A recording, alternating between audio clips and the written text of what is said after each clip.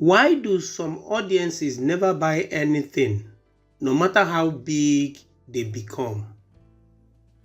When Fredrick finally hit 1 million followers, he thought that his life was about to change forever.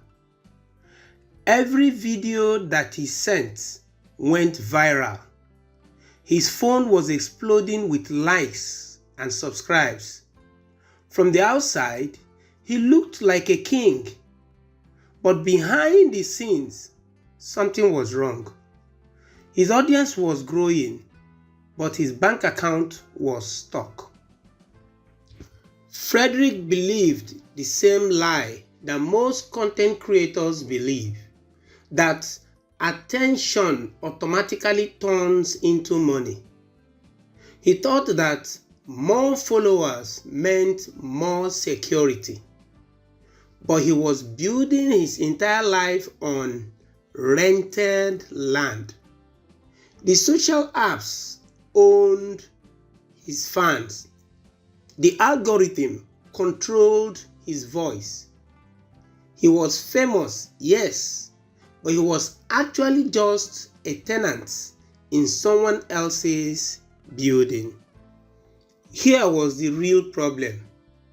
Fredrick's audience was there for a show, not a solution. They watched him for a quick hit of fun, like watching a street performer. They liked him, but they didn't need him. He was entertaining them all the time through his content, but he wasn't helping them solve a real problem. And you can't build a business on entertainment alone. Then suddenly, the rules changed. 1 month, the app stopped showing his videos. The next month, his small sales stopped completely. Fredrick worked harder than ever. He started uploading more videos. He joined more trends. He did more dancing for the camera. But every morning felt like he was starting from zero. The audiences was watching, but they weren't moving. Fredrick was exhausted, and he knew that his business was broken. One afternoon, Fredrick asked himself a scary question. If this social app disappears tomorrow, who would I still be able to talk to?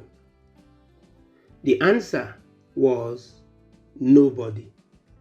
At that point, he realized that views are not ownership, that followers or subscribers are not a business. And if you have to ask an algorithm for permission to talk to your own fans that you worked so hard to build, you will understand that you don't actually have an audience. Fredrick decided to change everything about his online business. He stopped treating the internet like a noisy street where he had to shout for attention. He started inviting his best followers into his private living room. He created a way to talk to them directly through email and private communities. He stopped asking them to watch and like, and started asking them to join. He stopped chasing viral moments and started building trust with every of his fans. He focused on helping people solve real problems instead of just entertaining them. He built a system that allowed him to reach his audience whenever he wanted, without asking the social media app for permission. His crowd slowly turned into a community of interested fans. His numbers didn't double overnight, but the fear he had disappeared. Fredrick no longer worried about the algorithm killing his channel. His business became steady. His income became predictable. He wasn't just a content creator anymore. He was now a business owner. He wasn't building for likes. He was now building an asset that he actually owned. The reality is, most content creators don't fail because they aren't talented. They fail because they think that being seen is the same thing as being secure. What parts of your business do you actually own? If your favorite social media app is deleted today, what would you have left?